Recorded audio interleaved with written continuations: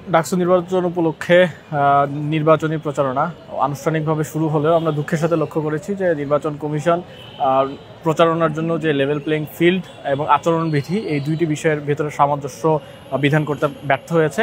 আমরা দেখেছি যে হঠাৎ করে একটি নোটিশ দিয়ে সকল বিলবোর্ডকে এবং অন্যান্য বোর্ড যেগুলো রয়েছে প্রচারণা সেগুলোকে নামিয়ে ফেলতে বলেছে, কিন্তু তারা যেই জায়গায় রেফারেন্স দিয়েছে অর্থাৎ ৭ ক সেখানে কোনো ধরনের যে বিষয়গুলো প্রচারণা করা যাবে না এই ধরনের কোনো নির্দেশনা নেই। কিন্তু যখন আমরা এই কাজগুলো করেছি, যখন প্রচারণাতে আমরা নেমেছি, তখন আমাদেরকে বাধা দেওয়া হয়েছে।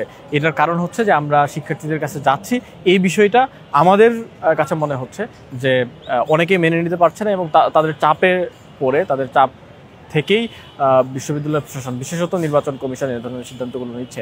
আমরা বারবার বলেছি এবং এখনও বলতে চাই যে সুস্পষ্ট রূপরেখা যদি না দেওয়া হয়, যেই বিষয়গুলোকে এখন পর্যন্ত আচরণবিধিতে নিষেধ করা হয়নি বা নিষিদ্ধ করা নাই, সব বিষয়গুলোকে অ্যালাউ করতে হবে।